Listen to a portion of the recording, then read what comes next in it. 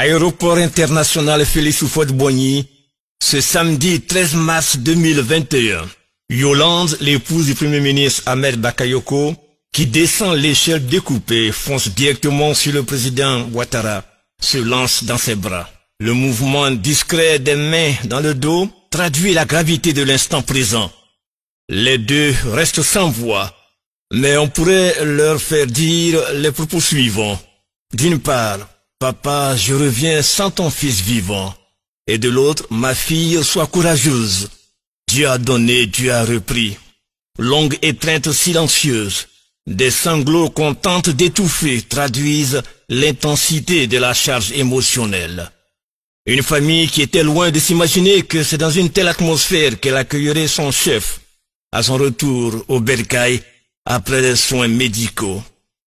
Le Premier ministre qui revient dans un cercueil. Qui l'eût cru?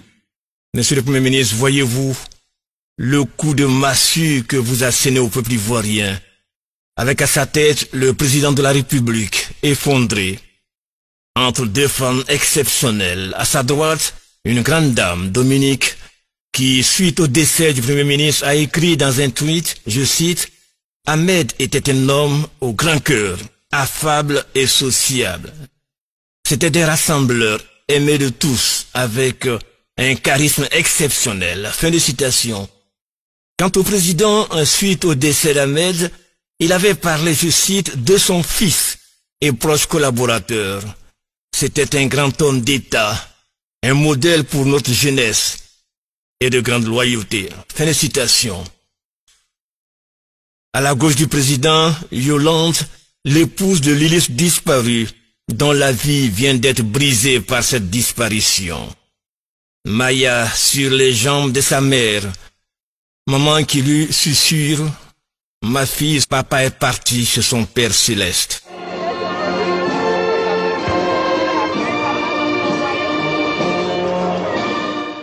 Un cortège qui va prendre la direction du Vocep et non de la Riviera.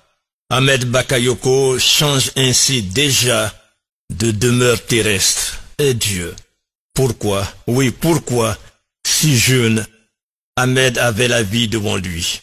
Le Golden Boy a su marquer son passage terrestre.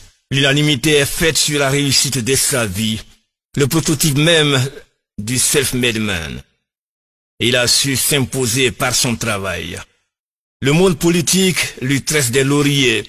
Quels que soient les bords politiques, tous lui reconnaissent ses qualités de sens du compromis, d'écoute attentive, son sens élevé de la chose publique, son grand sens de l'État.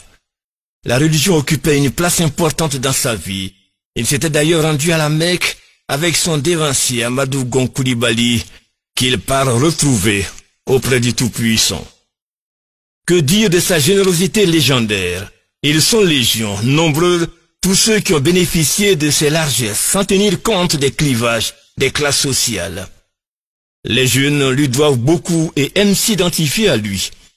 Le Premier ministre leur envoyait des messages rêveurs du genre « Si je suis là où je suis aujourd'hui, c'est que vous aussi, vous pouvez y arriver. » C'est un langage qui a fouetté l'orgueil de ces jeunes, dont beaucoup ont trouvé en lui un grand frère, un père, bref, un espoir d'une vie meilleure, sortir du carcan des problèmes, de la misère. Ahmed Bakayoko, le Golden Boy, était très en phase avec le monde artistique. Sa proximité avec le milieu de la culture était connue et appréciée de tous. On se souvient de sa relation avec celui qu'il appelait affectueusement son fils, Didier Arafat, décédé il y a quelques années. Une relation qu'il assumait. Yoruba, c'était mon fils, c'est mon fils, et je l'assume. Ils ont voulu me tuer, mais je reste vivant.